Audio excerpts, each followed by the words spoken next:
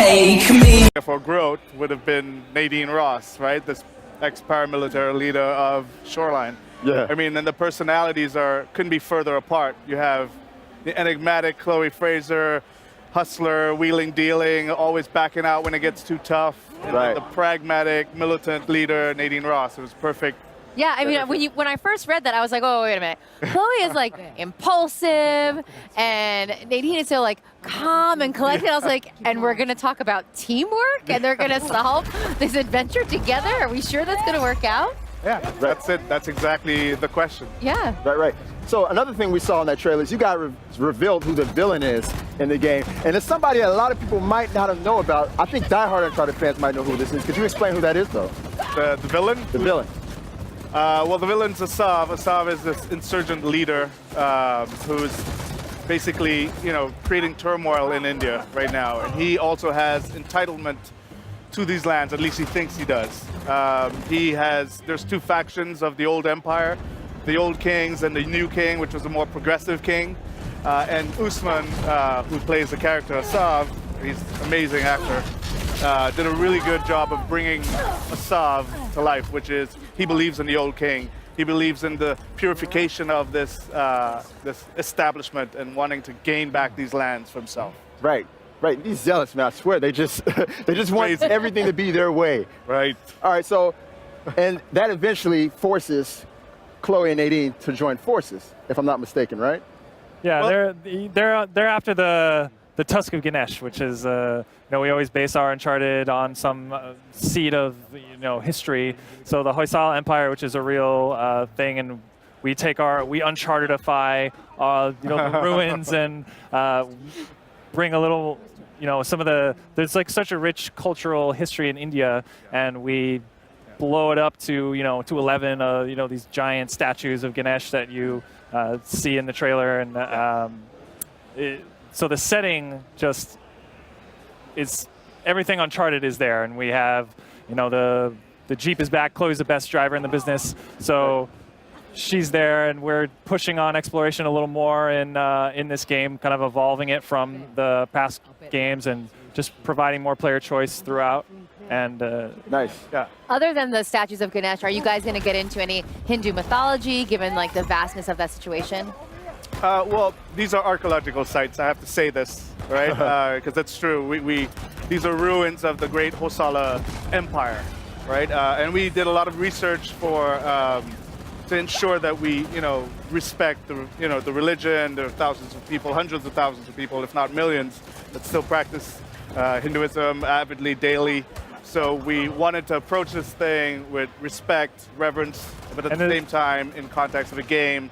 So a lot of these archaeological sites are based on the Hoysala people and their empire. And the story of the Tusk of Ganesh and how he lost his tusk, which they talk about in the trailer, that kind of thread, that is like from a real text in Hinduism. So there's we've taken it and made it as the base of our story. Yeah. Right. I really like how you guys always dig into the intricate history of these settings and of these cultures before you implement them into the games. It's always astounding to me.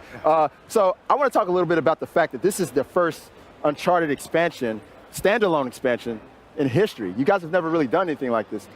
What led you to this point right here?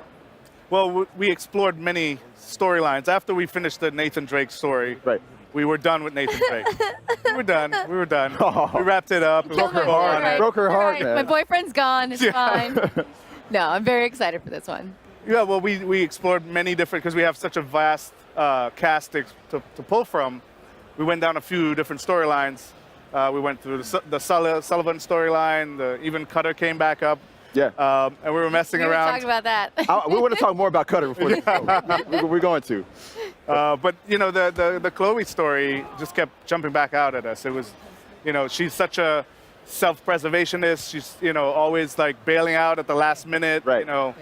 And she was just an intriguing character. Exactly. Yeah. She's a survivor. And we wanted to see how, just putting her up with someone like Nadine, if Chloe was the showrunner, if this was her job, right.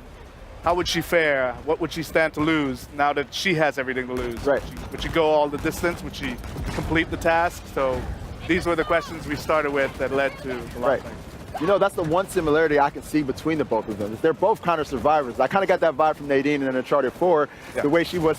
You could tell she really didn't like Wraith, but she was working with them because it was for her betterment, you know? Of course. And it was kind of the same thing with Chloe and Drake in Uncharted 2, so I really like that. Yeah. All right, so, you know, I'm a big multiplayer fan. Kurt, you know this. You know this more than anybody. I love the Uncharted multiplayer. Will there be any tie-ins of any sort from the game? So yeah, so Lost Legacy comes with the entire multiplayer suite of Uncharted, kind of unifying the multiplayer. So both Uncharted 4 and Lost Legacy have the same multiplayer. So you get everything with all the DLCs released, all the survival mode, the co-op, and then so all the DLC they've done, and then we're gonna have some Lost Legacy content in the future that we'll be talking about soon. That is so great. How was it kind of taking this different path as far as narrative goes? You know, you had this wisecracking, very clever, witty Nathan Drake, and now you have like a completely different personality in the driver's seat. How was it kind of changing gears on that? I mean, we built the game around Chloe, so you know the tone of the game reflects her state of mind and where she goes, the arc that we're going to be pushing. It's a little grounded, a little more grounded, maybe even darker at times, but it's still fun. Still has that sense of wonder and Chloe adventure. in the end is a fun character. Yes. Right. That's why we like her. Yes. So she fits the Uncharted, you know, the main character being a fun character is an Uncharted thing. So it fits right in. Now I gotta ask, since Chloe is there, does that mean there's gonna be a lot more driving in this one? Because I gotta say, in Uncharted 4, I didn't do so well with those driving.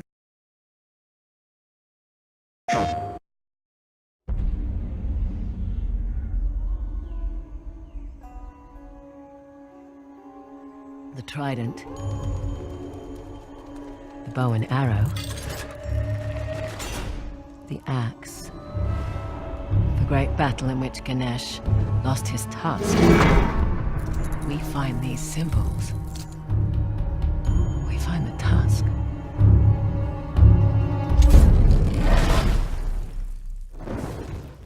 That's supposed to happen? Dunno.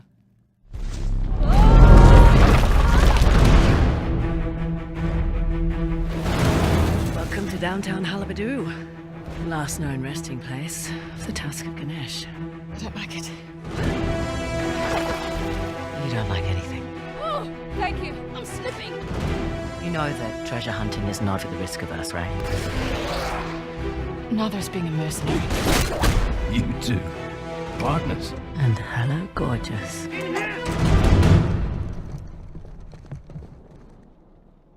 What a pleasant surprise. You want the tusk? You need my help. A thief, Collector of antiquities. a parasite, who exploits our struggle in order to fatten her pockets. So that's a no. Felt like a no. I must admit, you are quite the schemer. You were going to sell me out, weren't you? Your history with the Sav made you the obvious choice. You lied to my face. Cards on the table. I need your help. And if you want the tusk, you need mine. Guess a limpet can't change his spots. You know nothing about me. Now the casualty of war. Don't!